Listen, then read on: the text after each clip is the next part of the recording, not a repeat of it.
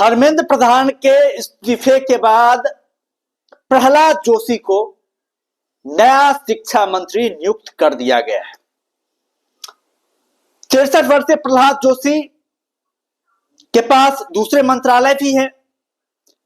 उनके पास यदि हम लोग मंत्रालय की बात करें तो कस्टमर अफेयर्स मंत्रालय जो इनके पास है, food and public distribution ministry भी जो इनके पास है, इस मिनिस्ट्री के साथ साथ ये शिक्षा मंत्रालय को भी संभालते हुए नजर आएंगे।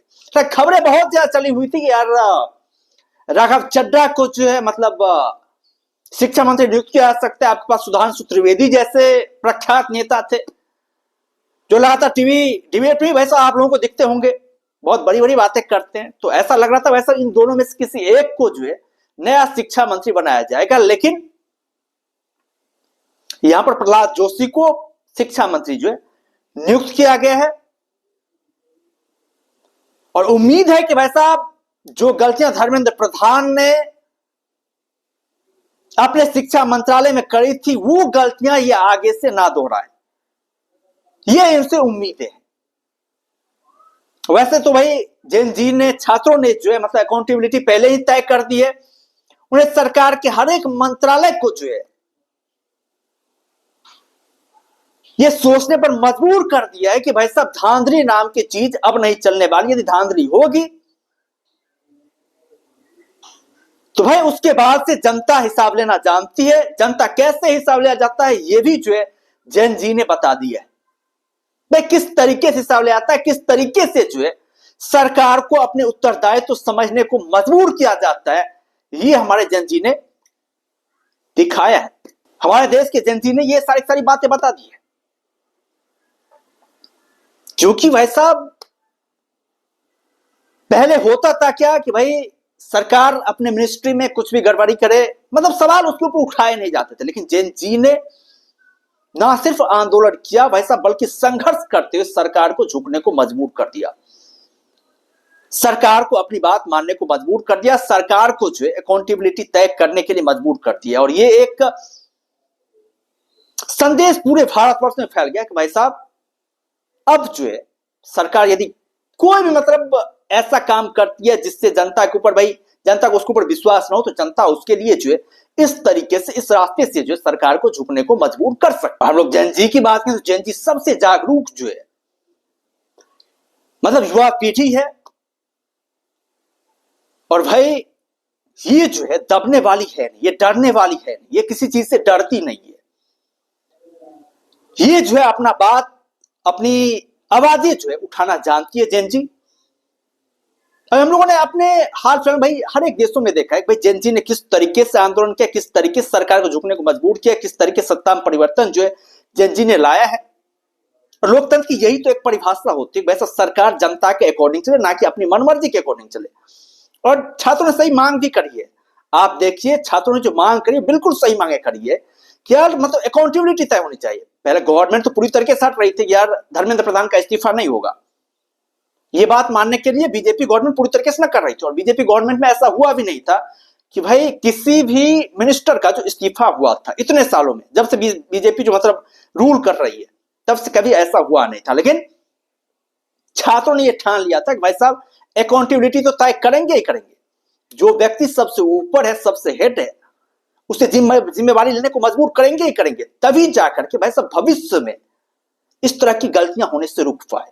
भविष्य में जब कभी ऐसी गलतियां हो तो भाई साहब जो जिम्मेवार पर्सन है उन्हें ऐसा लगे कि भाई साहब यदि उसके अंदर में गलतियां हुई तो भाई साहब उन्हें भी इसी तरीके से विरोध का सामना करना पड़ सकता है, उसकी भी कुर्सियां जा सकती है। और ये कुर्सी छीनने का डर जो है, यही डर धांधली को रोक सकती है। भाई यही डर जो धांधली को रोक सकता है, यही डर जो आगे धांधली नहीं होने देगी। तो छात्रों ने बिल्कुल सही मुद्दा उठाया।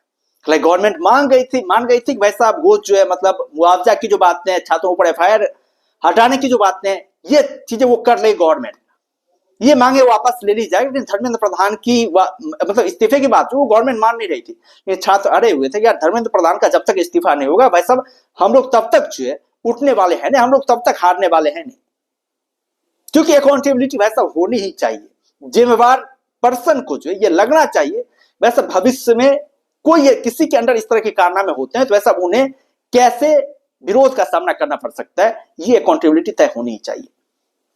ये हमारे युवाओं ने करके दिखाया है और बहुत ही शानदार किया हमारे युवाओं ने।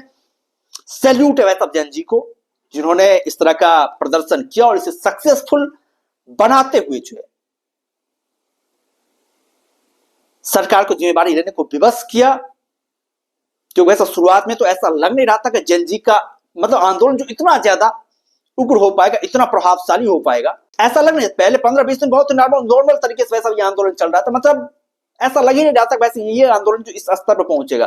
संसद मार्च हुआ, अनशन हुआ, छात्रों पर लाठी चलाई गई, उसके बाद से तो भाई साहब और भी उग्र आंदोलन हो गया, और भी जबरदस्त तरीके से इस आंदोलन में भूचाल आ गया और यह आंदोलन इतना तेजी से आगे बढ़ा, इतना तेजी से आगे बढ़ा यह आंदोलन कि वैसा पूछो ही मत।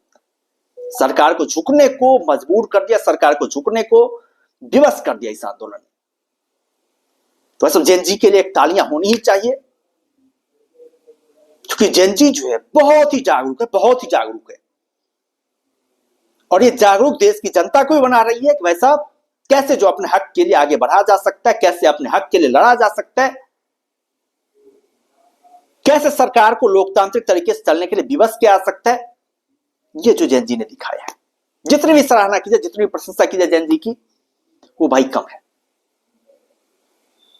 और उम्मीद है कि वैसा गवर्नमेंट आगे से जो इस तरह की गलतियां ना करेगी, छात्रों के करियर के ऊपर भाई इस तरह के जो है